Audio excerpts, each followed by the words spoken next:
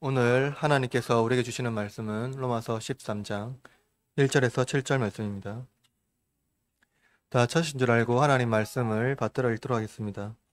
이것은 살아계신 하나님의 말씀입니다. 귀 기울여 들으십시오. 각 사람은 위에 있는 권세들에게 복종하라. 권세는 하나님으로부터 나지 않음이 없나니 모든 권세는 다 하나님께서 정하신 바라. 그러므로 권세를 거스르는 자는 하나님의 명을 거스름이니 거스르는 자들은 심판을 자취하리라. 다스리는 자들은 선한 일에 대하여 두려움이 되지 않고 악한 일에 대하여 되나니 내가 권세를 두려워하지 아니하려느냐. 선을 행하라. 그리하면 그에게 칭찬을 받으리라. 그는 하나님의 사역자가 되어 내게 선을 베푸는 자니라. 그러나 내가 악을 행하거든 두려워하라. 그가 공연히 칼을 가지지 아니하였으니 곧 하나님의 사역자가 되어 악을 행하는 자에게 진노하심을 따라 보응하는 자니라. 그러므로 복종하지 아니할 수 없으니 진노 때문에 할 것이 아니라 양심에 따라 할 것이라. 너희가 조세를 바치는 것도 이로 말미암음이라. 그들이 하나님의 일꾼이 되어 바로 이 일에 항상 힘쓰니라. 모든 자에게 줄 것을 주되 조세를 받는 자에게 조세를 바치고 관세를 받는 자에게 관세를 바치고 두려워할 자를 두려워하며 존경할 자를 존경하라. 오늘은 종교개혁을 기념하는 주일입니다. 종교개혁은 서양 세계의 지평을 바꾼 큰 사건 중에 하나입니다. 우리는 종교개혁을 단순히 교회적인 사건으로 인식하지만 서양 세계에서는 그 세계 전체를 뒤흔든 사건입니다. 그러니까 우리는 좀 동양의 세계였기 때문에 종교개혁이 그냥 어떤 그 종교라는 개혁이라고 할 수 있지만 사실 그것은 이제 교회 개혁이죠. 그리고 왜 서양 세계 전체를 다 뒤흔든 사건이냐면 당시 서양 세계는 표면적으로 이 그리스도교라고 하는 기독교가 모든 세계와 사람들에게 영향을 주었기 때문입니다. 종교개혁은 여러 가지 측면이 있지만 그 중에서도 세속 권세에 대한 신앙의 반응을 살펴보려고 합니다. 오늘은 10월 27일, 그러니까 1027이라는 한국교회 어떤 그 큰 집회가 이제 서울에서 있는 날이기도 합니다. 그래서 사실은 염려가 되는 것은 한국교회가 큰 갈등을 일으킬 수 있는 중요한 날이기도 한다라는 것이죠. 200만 명이라는 거대한 수를 서울, 광화문, 서울역 그리고 시청에서 집회를 한다고 대대적으로 광고를 올리고 거의 뭐 교회 전체가 이 일을 주도적으로 하고 있습니다. 이 때문에 몇 주간의 갈등이 교회 안팎에서 혼란을 야기시켰습니다. 어떤 목사는 아주 자극적인 단어를 사용하면서 서로 간의 갈등을 더욱 가중시키고 있습니다. 심지어 이 집회의 슬로건에 대한 잘못된 인식이 분명히 있는 것 같습니다. 그것은 집회의 포스터에 보고 집회의 슬로건에 보면 바알에게 무릎 꿇지 않은 자들이라는 용어입니다. 언어 사용에 있어서 이 집회가 가진 성격을 드러내고 있죠. 또한 이 집회는 사실상 입법을 반대하고 원하는 입법을 하겠다는 취지의 집회입니다. 여러분, 입법은 정치 행위죠. 이는 선동정의 용어까지 또 그 대회에서 사용하고 있습니다. 이렇게 보면 표면적으로 이 집회가 정치적 입장을 가지고 있다는 것을 드러내고 있죠. 부정하고 있지만 실상 입법 행위 그리고 선동적인 용어 자체가 정치적인 행위를 하고 있다는 것을 표면적으로 보여주고 있습니다. 그러나 여러분, 물론 복음에는 정치적인 요소가 분명히 있습니다. 그것은 세상의 왕이 국왕 혹은 국가의 통수권자가 아니라 우리 주 예수 그리스도가 만왕의 왕이라는 것을 선포한다는 것이죠. 따라서 세속 권세를 가진 자들은 그분의 권세에 위임받아 통치하는 일을 수행하고 있는 것입니다. 또한 초대 그리스도인도 그러한 어떤 자신들만의 정치 행위, 그러니까 복음적 행위를 실천했긴 했습니다. 그러나 무엇입니까? 여기서 말하는 것은 하나님께서 주신 권세를 수행하는 자들, 그들이 바로 이 세상의 통치권자들이고, 또한 그리스도인들은 그들에게 복종할 의무가 있다는 것을 성경에서 말해주고 있다는 것이죠. 그러나 우리는 종종 세속 권세에 대해서 복종해야 하는 말씀 때문에 왜 그리스도인들이 자신들이 직접 보응하려고 해서는 안 되는지에 대한 의문을 제시합니다. 불의한 통치자가 다스릴 때 고민하지 않을 수가 없지요. 초대교회 성도들은 불의한 통치자들뿐만 아니라 모든 시민에게 기독교에 대한 심각한 오명을 견뎌야 했습니다. 그럼에도 불구하고 이들은 국가의 의무에 순종했고 불의를 행하지 않았으며 로마 제국의 가난한 자들까지 돌보았습니다. 부당한 대우를 받으면서도 국가의 권력에 항의하거나 맞서지 않고 자기 자리에서 복음적 삶을 실천했습니다. 다만 이들은 자신들이 순교의 현장에서 오명으로 죽기를 원하지 않았고 자신들의 오명을 변호해 줄 것을 당부했습니다. 왜냐하면 이들은 지상에 살지만 예수 그리스도의 부활에 대한 참 소망을 가졌으며 하나님 나라에 대한 소망을 지니고 있었기 때문입니다. 오늘 이런 측면에서 종교개혁이 주는 그 주일의 참된 개혁이 무엇이며 우리의 입장이 무엇인지 성경을 통해서 살펴보려고 합니다. 그러나 이 설교를 통해서 서로 간의 갈등을 일으키는 것이 아니라 우리 삶의 복음적 가치가 더욱더 명백해지기를 바랍니다.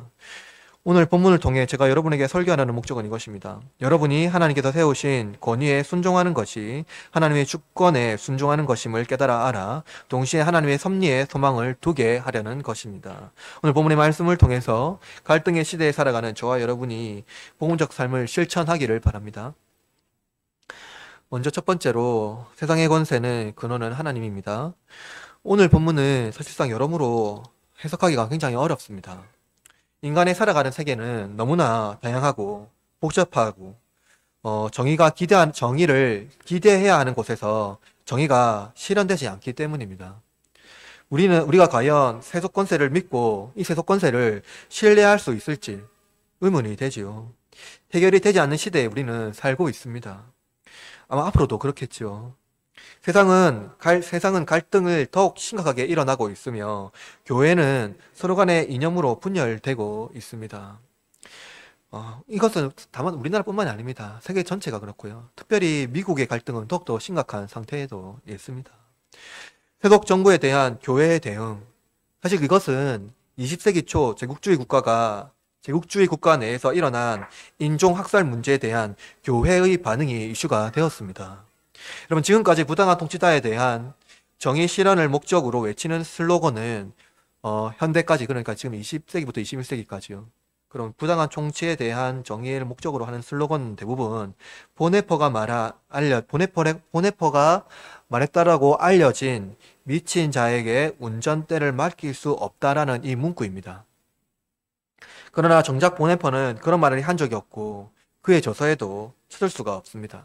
다만 그의 책 저항과 복종에서 그 정신은 찾을 수가 있습니다.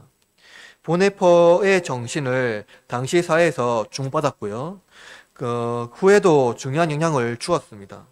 그러나 문제는 그 정신을, 보네퍼의 정신을 표방하는 자들이 대부분 급진적인 형태로 등장한다는 것입니다. 특히 정광훈 씨, 이분은 이 문구를 사용하여서 급진적인 운동을 진행하고 있습니다. 아주 커다랗게 현수막을 걸고요. 보네퍼를 인용하고 있어요. 이들의 가장 큰 문제점, 한국 사회와 정치를 극우적이며 근본적인 기독교 문화로 만들려는 것입니다. 국가와 교회를 하나로 묶으려는 시도를 하고 있는 것이죠. 물론 기독교인은 정치에 입문할 수도 있고 정당을 만들 수도 있습니다. 그러나 그것을 하나의 이데올로기로 만드는 것은 굉장히 위험하다는 것입니다. 그렇다면 여러분, 이쯤에서 성경이 무엇을 말하는지 면밀히 살펴보아야 하겠습니다. 오늘 바울은 본문 13장 1절에서 이렇게 말합니다. 13장 1절 다 같이 읽어볼까요? 시작.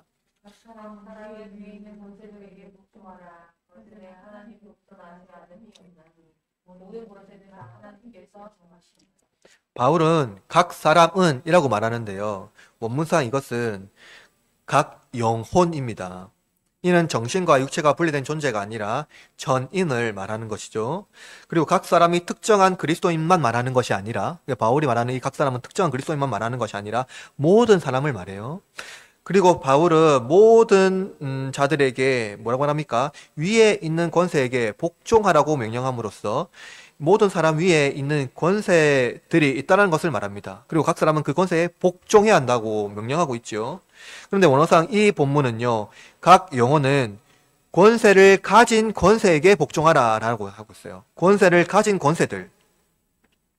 주석가들은 권세를 가진 자들을 두 부류로 해석합니다. 그러니까 지금 권세를 가진 자들이라고 말하고 있잖아요. 그러니까 보통 바울이 썼을 때 이 권세라고 말하는 이제 신약 성경 전체를 보면은요, 두 개가 있어요. 하나는 뭐냐면 영적 권세고요. 하나는 세속 권세입니다. 음. 만약에 이것을 영적 권세로 이해한다면요, 본문 전체가 다르게 해석됩니다. 세속 권세가 아닌 거예요. 그러나 본문은 무엇을 말하냐면요, 영적 권세가 아니라 여기서 말하는 것은요, 세속 권세예요. 특히 바울은요, 위에 있는 권세들이라고 말하는데요. 그렇게 말하는 이유가 바울이 보낸 편지의 수신자들이 있지 않겠습니까? 로마에 있는 교인들이잖아요. 수신자들이 그들보다 우월한 지위에 있는 사람들을 표현하기 위함이에요. 지위상 위에 있는 사람들이요. 그러나 또 바울은 세속 권세의 근원은 누구라고 말합니까? 그들 또 세속 권세에 세우신 그 근원이 또 누구라고 말합니까? 하나님이라고 말하고 있죠. 하나님이 정하셨다라고 말합니다. 다니엘은 이렇게 말하고 있어요. 다니엘 4장 17절에 이렇게 말합니다. 들어보십시오. 지극히 높으신 이가 사람의 나라를 다스리며 자기의 뜻대로 그것을 누구에게든지 주시며, 다니엘 5장 21절에는 지극히 높으신 하나님이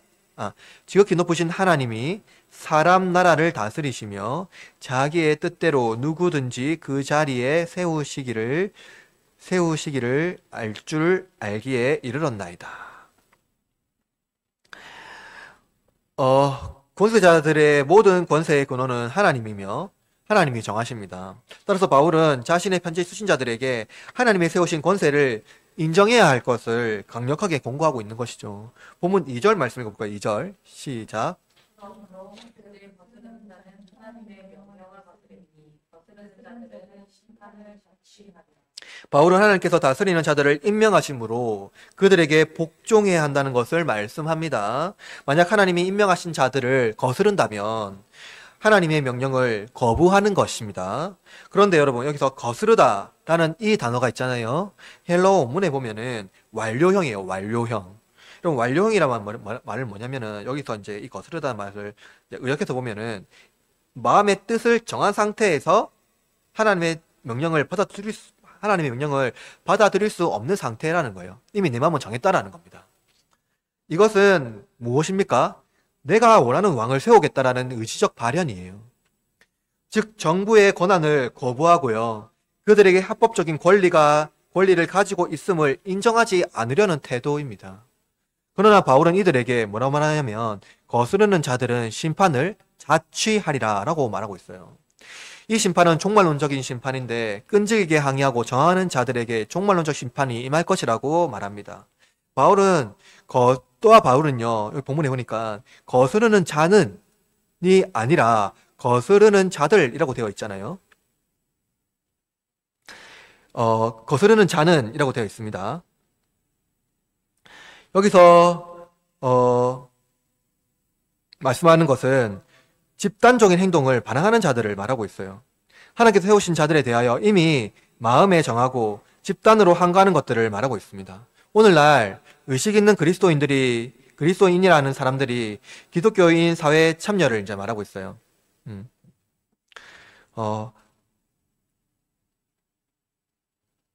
사회 참여를 말하고 있습니다. 그래서 무엇을 말하고 있습니까? 사실상 여러분, 그리스도인들의 사회 참여는 아주 타당하죠. 합당한 말씀입니다. 그건 이제 얼마든지 우리가 할 수 있는 일들입니다. 그러나 여러분, 우리가 중요하게 봐야 되는 것은 뭡니까? 그 이면에 무엇을 담고 있는지를 살펴봐야 한다는 거예요. 사회 참여를 통해서 세상 나라를 기독교화 시키는 것이라면 그것은 사회 참여가 아닙니다. 그것은 사실상 뭡니까? 교회도 불가능하지요. 적어도 세상 나라에 속해 있을 때 순수한 교회가 되는 것이 가능할까요, 여러분? 불가능합니다. 그리고 우리 알고 있죠? 이건 교회론의 아주 기본적인 명제인데요. 교회에는요, 가라지와 알곡이 섞여 있습니까? 떨어져 있습니까? 섞여 있습니다. 그죠? 순수하지 않아요. 네, 순수하지 않습니다. 그건 불가능해요.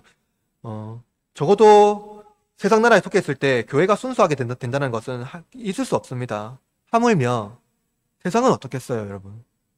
그렇다면 여러분, 불의한 세상에서 의를 선포하고 사회에 참여하여 기독교적 가치를 실현하려면 어떻게 해야 할까요, 우리는 개인적으로 그들의 통치에 동의하지 않는다는 의사 표현을 할 수가 있습니다. 다만 우리는 어떤 태도로 해야 됩니까? 단정하고 경건한 태도를 유지하며 정당하게 정부 관원들에게 요구할 수 있습니다. 칼빈은요, 세속 정부에 칼을 주심으로 세상을 통치하신다라고 말한 바가 있어요. 그러나 우리에게는 무엇이 없습니까? 칼이 없어요. 우리에게는 칼이 없습니다. 예수님은 칼로서 세상을 구원하지 않으셨고 온유와 겸손함으로 그리고 자신을 종과 같이 여기심으로 세상을 구원하셨습니다. 기독교적 가치는 세상에서 볼 수 없고 또 함부로 따라할 수가 없지요. 세상이 기독교적 가치와 충돌하는 것은 너무나 뻔한 일입니다. 그러므로 세상이 원하는 방식으로 같이 충돌하면 안 됩니다. 예수님은 이렇게 말씀하셨어요. 마태복음 26장 52절에 이에 예수께서 이르시되 내 칼을 도로 칼집에 꽂으라. 칼을 가진 자는 칼로 망하니라. 예수님은 강력한 권세와 무기로 제압하려는 자들을 대적하지 않으시고 그들에게 분노하지도 않으셨어요. 우리는 세속 정부의 불의를 보고 대적하고 모든 힘을 다하여 대적하려고 합니다. 마치 그들이 세상을 파괴하고 모든 죄를 일삼는 것처럼 이야기하지요. 마치 적 그리스도로 인식하고 아주 대결하려고 말합니다. 이것은 복음적 사회 참여의 태도라고 할 수가 없지요. 그러나 우리의 본성은 너무나도 타락하여서 세상의 권세에 복종하려고 하지 않습니다. 어떻게 하면 우리는 교만한 본성을 이기고 권세자들에게 복종할 수 있을까요? 두 번째로 하나님은 권세들을 임명하실 뿐만 아니라 그들에게 사회 질서를 유지하는 데 있어서 중요한 역할을 맡기시기도 했습니다. 오늘 3절 말씀 읽어봅시다. 3절 시작. 다스리는 자들은 선한 일에 대하여 두려움이 되지 않고 선한 일에 대하여 네가 권세를 두려워하지 아니하느냐 선을 행하라. 그리하면 너희 칭찬을 받으리라. 하나님은 세속 관원을 통해 악을 행하는 자들은 벌하고 선을 행하는 자들은 보상해야 하는 것으로 하나님의 목적을 수행하게 하십니다. 그러므로 관원은 두려워하는 자들은 선한 일을 하는 사람이 아니라 악한 자들에게만 적용이 되는 것이죠. 왜냐하면 세속 정부는 하나님께서 세우신 일반 법칙 안에서 악한 일을 심판할 것이기 때문입니다. 바울은 하나님께서 세우신 일반 법칙을 수행하는 정부의 관원들을 무엇이라고 부릅니까? 하나님의 사역자라고 부릅니다. 4절에 보면 그렇죠. 그리스도인들은 이들의 사역을 통해 두려움으로부터 자유를 얻을 뿐만 아니라 선을 행함으로써 그들에게 상을 받게 됩니다. 따라서 타락한 정부라도 범법자에 대한 처벌과 동시에 선을 행하는 자들에게 상을 줍니다. 이를 통해서 하나님은 일반 법칙 안에서 정의를 실현하며 평화를 유지합니다. 우리 4절 말씀 읽어봅시다. 4절 시작. 그는 하나님의 사역자가 되어 그러나 그가 분명히 칼을 다루지 아니하였으니 곧 하나님의 사역자가 되어 악을 하는 자에게 집중하심을 따라 보호하는 자. 보십시오, 여러분. 바울은 지금 악을 행하는 자들이 정부를 두려워하는 이유에 대해서 말하고 있는데요. 그들이 공연히 칼을 가지지 아니하였기 때문이라고 말합니다. 이 공연이란 말, 이유 없이라는 말이에요. 그러니까 무슨 말입니까? 이유 없이 칼을 가지고 있지 않기 때문이라는 거예요. 하나님은 세속 정부의 칼을 허용함으로써 그들의 공권력으로 악을 제압하도록 허용하십니다. 일반적으로 사람들은 자기 스스로 복수를 하려고 합니다. 나에게 어떤 해를 가한 사람들에게 내가 스스로 복수를 하려는 의지가 너무나도 강하죠. 왜 그렇습니까? 어떤 사람들은, 그리고 복수심에 너무나도 넘치는 사람들은 공권력을 믿지 못하고 자기가 복수하는 것이 빠르다고 생각합니다. 그러나 스스로 복수한다면 오히려 큰 재앙이 따릅니다. 하나님은 우리에게 칼을 허용하지 않으셨고 세속 정부에 칼을 허용하셨기 때문입니다. 바울은 이렇게 말하고 있어요. 로마서 12장 19절에요. 잘 들어보세요. 내 사랑하는 자들아, 너희가 친히 원수를 갚지 말고 하나님의 진노하심을 맡기라. 기록되었을 때 원수 갚는 것은 내게 있으니 내가 갚으리라고 주께서 말씀하시느니라. 여러분, 바울은 세속 정부가 악을 행하는 자들에게 내리는 진노가 하나님의 진노임을 말씀하고 있어요. 특히 세속 정부가 악을 징벌하는 것은 그들이 원초적인 악을 행하였기 때문입니다. 원초적인 악이라는 것은 표면적으로 하면 안 되는 악한 행위를 말하고 있는 거예요. 그들은 마음으로 품은 사악한 생각을 행동으로 드러냄으로써 악을 행했기 때문에 벌을 받습니다. 따라서 그리스도인들은 스스로 복수하려는 의지를 발현해서는 안 되며 세속 정부가 정의를 실현할 것을 위해서 기도해야 합니다. 우리는 홍길동이 되려고 해서는 안 되며 악을 악으로 대응하지 말고 바울의 말과 같이 선으로 악을 이겨야 합니다. 그러므로 우리는 바울이 무엇이라고 말하는지를 들어야 하는데요. 그럼 5절 말씀을 읽어봅시다. 5절 시작. 그러므로 복종하지 아니할 수 없으니 진노 때문에 할 것이 아니라 양심을 따라 할 것이라. 바울은 그러므로 복종하지 아니할 수 없으니 라고 말하고 있어요. 바울은 신자들이 복종해야 할 동기를 먼저 말하고 있는데요. 5절에서요. 첫 번째는 진노 때문이라고 말해요. 신자들은 먼저 세속 정부에 대한 하나님의 주권을 인정하고 그들에게 벌받기를 두려워하는 마음으로 복종해야 할 동기, 첫 번째 동기가 있어야 합니다. 그러나 그것보다도 더 근본적인 동기가 있죠. 사실 신앙이 없는 사람들, 일반 사람들은 이 진노의 동기가 가장 강력합니다. 그 동기만 있어요. 그러나 신앙이 있는 사람들은 어떤 동기로 나아갑니까? 그것은 양심이라는 거예요. 양심에 따르는 것, 이것은 무엇을 말합니까? 특히 신자의 양심은 무엇이냐면요, 하나님의 뜻과 목적에 계시된 그 지식을 말해요. 뭐라고요? 하나님의 뜻과 목적에 계시된 지식. 그게 신자의 양심이라는 겁니다. 따라서 신자의 양심은 하나님의 섭리에 대한 지식이에요. 하나님의 섭리를 믿는 겁니다. 또 하나님의 섭리를 의지하는 거예요. 이는 궁극적으로 하나님이 인간 역사를 섭리하며 최고 선이라는 것을 믿는 믿음이라는 겁니다. 신자의 양심은 하나님을 두려워한다면 하나님께서 세우신 자들 또한 두려워하는 것이 마땅하다고 가르치고 있는 겁니다. 하나님께서 세상을 다스리는 방법에 동의하며 충분히 그 뜻에 순종하려는 믿음이 있기 때문이에요. 그러나 고대 사회는 네로, 도미티안 같은 불의한 황제가 다스렸고 또 현대사회는 히틀러, 스탈린, 또 후세인과 같은 악명 높은 자들이 통치했습니다. 세속 정부에 복종하라는 의미는 그들의 악행에 동참하라는 의미가 아닙니다. 네로와 도미티안 시대에 대규모 박해가 있었습니다. 말로 할 수 없는 박해가 있었어요. 수많은 그리스도인들이 그 무자비한 박해를 받았습니다. 그러나 그들은 그들의 정부에 대하여 대응하지 않고 순종했습니다. 다만 기독교적인 가치에 반하는 요구에 대하여서 그들은 어떻게 했습니까? 철저히 대응했습니다. 그것은 집단적 행동이 아니라 개인과 공동체, 즉 신앙의 삶을 포기하지 않고 하나님의 섭리에 대한 확고한 믿음이었다는 것입니다. 그 믿음에 서는 행위였습니다. 이들은 그리스도인으로 부당하게 대우를 받았고요. 대우를 당했고 오명이 씌워졌고 범죄자로 취급받았습니다. 그러나 당시 그리스도인들은 그 고난을 기꺼이 감수함으로써 자기 십자가를 지고 주님을 따랐습니다. 로마에서 예수님과 같이 십자가에 순교당하는 것을 거부하고 거꾸로 십자가에 매달린 베드로는 이렇게 말한 바가 있습니다. 베드로전서 2장 19절에서 20절. 부당하게 고난을 받아도 하나님을 생각함으로 슬픔을 참으면 일은 아름다우나 죄가 있어 매를 맞고 참으면 무슨 칭찬이 있으리요. 그러나 선을 행함으로 고난을 받고 참으면 이는 하나님 앞에 아름다우니라. 여러분, 이것이요 기독교의 힘이었습니다. 로마 제국은 그리스도를 위하여 기뻐하고 욕을 듣고 고난을 받으며 자기 부인의 삶을 살았던 사람들입니다. 로마 제국은 이러한 그리스도인을 이길 수가 없었습니다. 살았던 그리스도인을 이길 수가 없었죠. 결국 로마 제국은 기독교 신앙에 굴복되어 받아들일 수밖에 없었습니다. 오늘날 초대교회 신앙에 대하여 의문을 가지는 경우가 많습니다. 악한 통치자에 대한 관용은 비겁하며 그들의 통치에 순응하는 것이라고 생각합니다. 그러나 여러분, 그것은 기독교 신앙에 대한 심각한 오해입니다. 기독교 신앙은 초대교회 신자나 지금 신자나 정의와 공의에 대한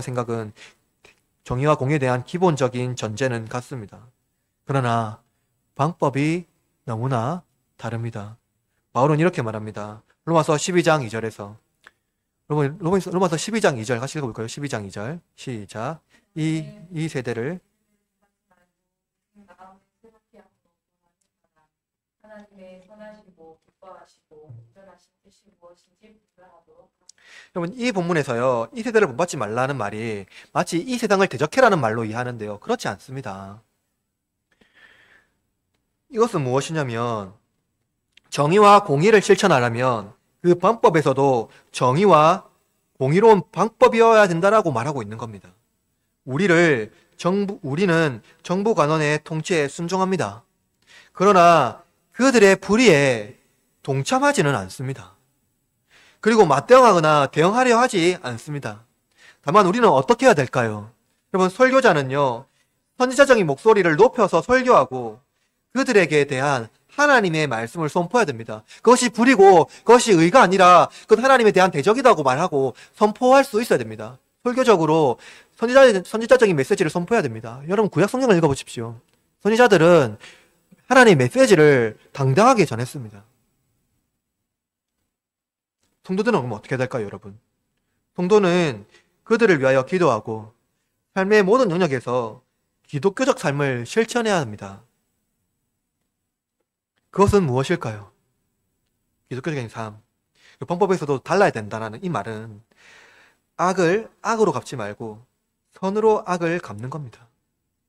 방법에서도 악을 막기 위해서 악을 도모하지 말라라는 거예요.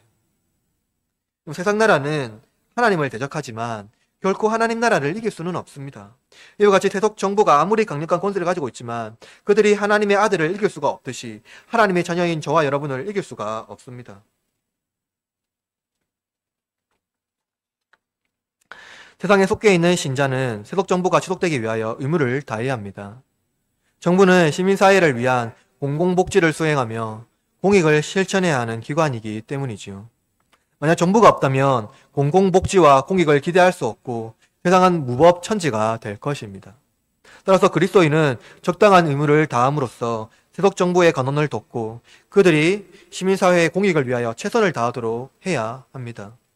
바울은 이 일에 본문에 보니까 세금의 의무를 말하고 있는데요. 바울은 세금의 의무를 5절과 같이 연결해서 양심에 따라라는 말과 연결하고 있습니다. 앞서 우리는 그리스도인은 세속 시민과 다른 삶의 방식이 되어야 한다고 말했어요. 바울은 코람데오라는 말을 하지 않았지만 기본적인 입장은 하나님 앞에서입니다. 따라서 세속 관원을 대할 때 그리고 의무를 실천할 때 양심이라는 의미는 하나님의 섭리에 대한 믿음과 신뢰 안에서 하나님 앞에서 의무를 실천하라는 것입니다. 여러분, 세금을 바치는 문제 최근 한국 교회 목회자들에게 이슈가 되었죠. 종교는 신성 불가침 영역이고 취해법권이었습니다. 그러나 이것은 종교가 제국의 국교가 되었을 때 두 권세자가 있었죠. 누굽니까? 바로 황제와 교황이라는 두 왕권이 대결하면서 일어난 일입니다. 그러나 역사를 바로 알게 되면 교회도 세속 국가의 뭡니까? 기관이에요. 기관입니다. 기관이면 의무에서 제외됩니까? 제외 안 됩니까? 제외되지 않습니다. 제외될 수가 없어요. 즉 교회는 세속 국가의 기관으로서 본연의 임무를 충실하게 행할 때 무엇을 할 수 있습니까?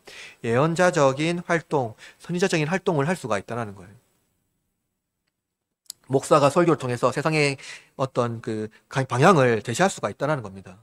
만약 로마의 관리가 당시에 로마의 관리가 자기 멋대로 행동하고요. 사치와 부를 일삼았습니다. 물론 그들의 부는 대부분 무엇이었을까요? 관리였으니까 세금이었습니다. 당시 신자들이 낸 세금으로 시민들이 낸 세금으로 그들은 부를 쌓았죠. 그런데 여러분, 당시 신자들이 낸 세금이 그들의 사치를 도모한 것입니까? 그렇진 않습니다. 신자들은 세속국가의 본연의 공익을 실천하기 위해서 세금을 납부하였고 마땅한 정의가 실현되기를 기도한 것이죠. 교부 요한 크리소스톰은 세금 내는 일에 대하여 이렇게 말한 바가 있습니다. 들어보세요. 조세를 내는 이유는 지배자가 공공복지에 힘을 쓰고 백성을 보호하느라 자신의 모든 힘을 쏟기 때문에 자기 일을 돌보지 않게 되므로 백성들이 지배자를 먹여 살려야 한다고 옛사람들이 합의했기 때문입니다. 여러분, 크리소스톰이라는 이 인물이요, 부당한 권력과 사치를 일삼는 세속 정부에 대하여 거침없이 설교하였고 민중의 삶을 증진하기 위하여서 애쓰는 설교자라는 사실을 안다면 크리소스톰이 말한 세금을 내는 이유가 기독교적 삶의 실천이라는 것을 알 수가 있습니다. 특히 바울이 하나님의 사역자 혹은 종이라고 불렀던 이 단어를 이번에는 뭐라고 부르냐면 일꾼이라고 부릅니다. 본문에 보면 일꾼이라고 되어 있습니다. 같은 의미를 다른 단어로 사용했다라는 것은 이 단어에 저자의 의도가 담겼다라는 거예요. 여러분, 일꾼이라는 단어는 구약 성경에서 일반적으로 제사장에게 사용했던 단어입니다. 바울은 정부 관원들이 자기의 일을 열심히 하는 것이 궁극적으로 하나님의 일을 수행하는 것이라고 말한 것이죠. 그들은 신자도 아니며 하나님도 알지 못하지만 하나님은 자신을 알지 못하고 대적하는 자들을 통해서도 자신의 뜻을 이루십니다. 따라서 신자가 세금을 내는 행위는 단순히 정부와 관원을 위하여 내는 것이 아니라 하나님께 드리는 행위로서 세금을 내는 것입니다.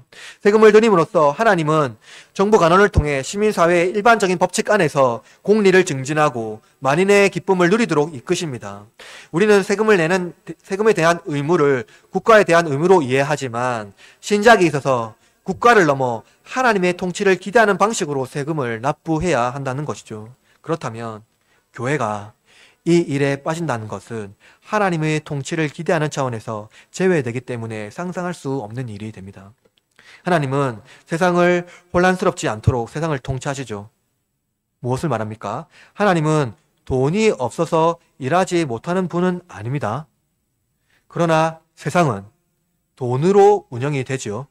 세상은 돈이 없으면 운영이 안 됩니다. 하나님은 이 세상의 혼란을 방지하기 위해서 세상이 운영되는 방식으로 세상을 운영하십니다. 만약 이러한 질서가 무너지면 매우 혼란스럽고 사회는 붕괴될 것입니다. 따라서 교회는 하나님께 드림으로써 세상 나라를 통치하는 하나님의 섭리를 기대해야 합니다. 바울은 이어서 세금 납부에 대한 의무에 대한 신자의 역할을 말하고 있는데요. 오늘 본문 7절 말씀을 7절 시작.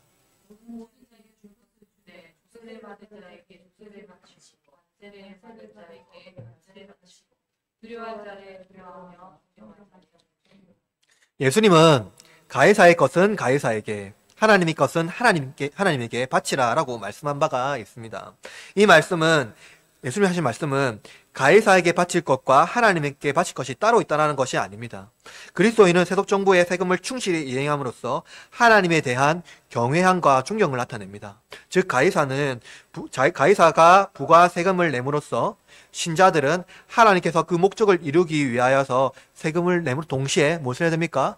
유전자를 위해서 기도해야 됩니다. 이것이 불의를 위해서 사용되는 것이 아니라 의롭게 사용되기를 기도해야 하는 것이죠. 교회도 마찬가지입니다. 하나님께서는 당신의 목적을 이루기 위해서 관원을 세우시고 세속 정부를 통해서 일하십니다. 그러나 역사적 딜레마는 하나님께서 세우신 관원들이 성경에 부합하지 않고 심지어 시민사회를 위협하는 존재가 된다면 과연 신자는 어떤 입장에 서야 하는지 질문을 던질 수가 있습니다. 물론 지금까지 우리는 설교를 통해서 하나님께서 세우신 권세자에게 순종해야 함을 배웠으나 여전히 우리가 살아가는 세계에서 교회가 어떻게 이 세속사회에서 영적 리더십을 발휘해야 할지 고민해야 합니다. 예수님께서 세상 나라에 오셔서 어떻게 극심한 정치적 갈등 속에서 하나님의 뜻을 이루었는지 살펴봄으로써 오늘 설교를 간무리하려고 합니다. 예수님은 어떤 정치적 세력에 대한 배경이 없습니다. 예수님은 어떤 정치적인 입장을 가지고 사역한 바가 없습니다. 유대 종파는 다분히 정치적인 입장에 있었습니다. 그 중에서도 대제사장을 선출할 자격에 있는 사두개인은 로마 정부의 입장을 지지하며 정치적 세력을 확장했습니다. 그 반대의 종파가 무엇입니까? 열심당입니다. 로마에서 유대인들을 해방하기 위한 당원들이죠.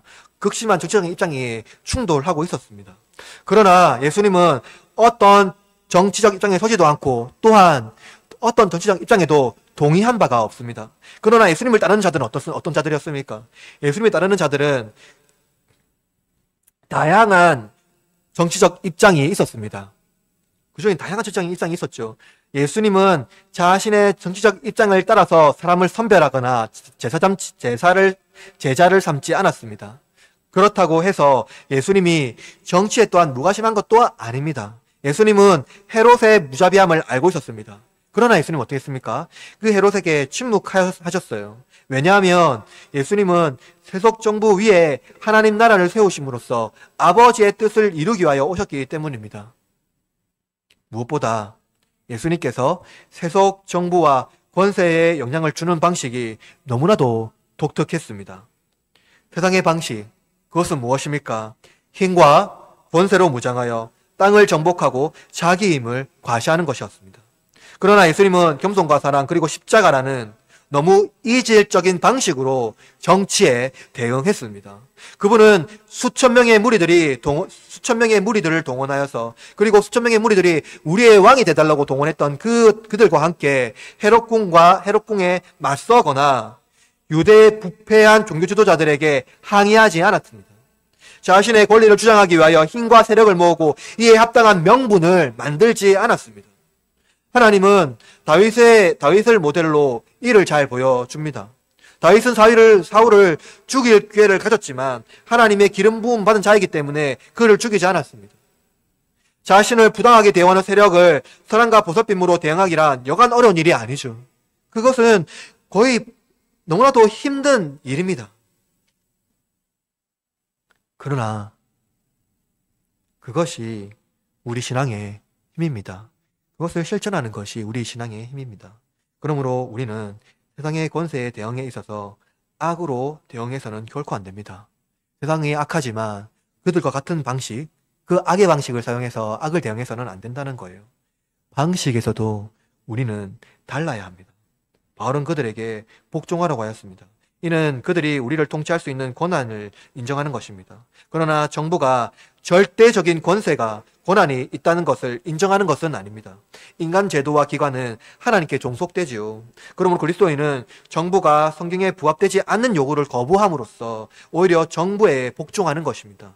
이것은 상충되는 것이 아니라 일반적인 원리 안에서 정부가 선을 장려하고 정의를 실천하는 일에 그리스도인은 복종하는 것이기 때문입니다.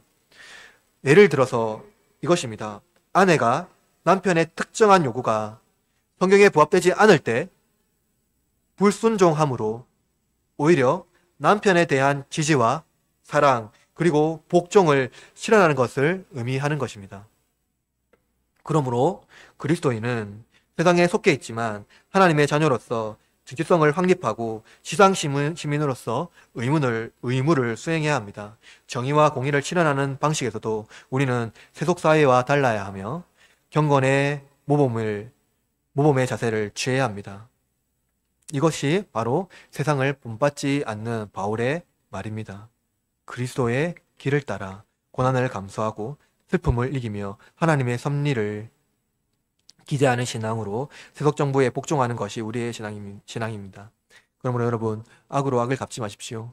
악으로 선을 이기십시오. 선으로 악을 이기십시오.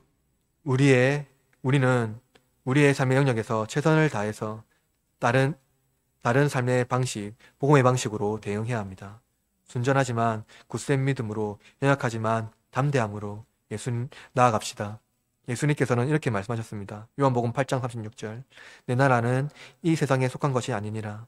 만일 내 나라가 이 세상에 속한 것이었더라면 내 종들이 싸워 나로 유대인들에게 넘겨지지 않게 하였느니라. 이제 내 나라는 여기에 속한 것이 아니니라. 하나님 나라의 삶의 방식, 그것은 세상에 속해 있지만 세상 나라가 우리가 거하는 나라가 아니라는 것입니다. 만약 이 세상 나라가 우리가 거해야 하는 나라라면 하나님은 모든 권세를 통해서 세상 권세를 파괴하고 힘과 권세로 자기 나라를 세우셨을 것입니다. 그러나 하나님은 가장 연약한 방식으로 세상을 치유하시고 새롭게 하십니다. 이제 우리는 하나님 나라의 자녀로서 그분의 방식을 따라 연약한 삶의 방식이지만 담대히 그리고 신실한 믿음으로 살아갑시다. 하나님의 섭리를 믿고 의지합시다. 그분의 선하심을 노래합시다. 그는 우리를 결코 버리지 않으십니다. 세상 나라가 아무리 자기 법을 만들고 교회를 괴롭게 하더라도 교회는 이에 대하여 고난을 감수하고 하나님의 섭리를 기대할 수 있습니다. 저와 여러분도 복음적 삶, 그 삶으로 승리하기를 바랍니다. 말씀 마무리합니다.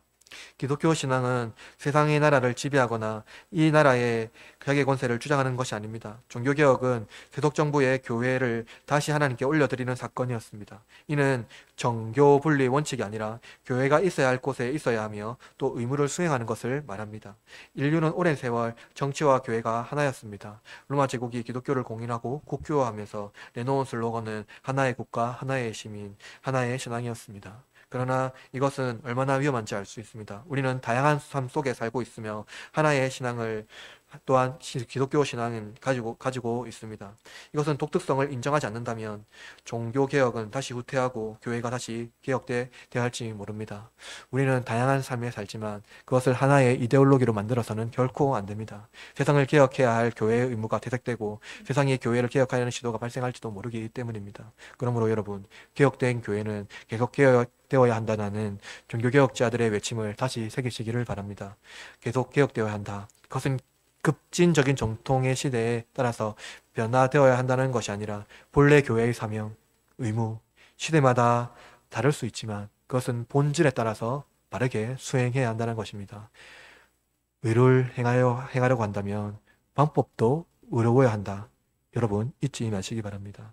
한 주간 살아갈 때 여러분 이제 선지자의 목소리를 드러내면서 여러분의 삶을 통하여서 의가 드러나기를 간절히 바랍니다. 그러나 여러분, 세상의 방식에 따라 그들과 같이 대응하지는 마십시오. 우리는 하나님을 믿으며 거룩한 하나님의 자녀들입니다. 선으로 악을 이기고 악을 악으로 대응하지 마시기를 바랍니다.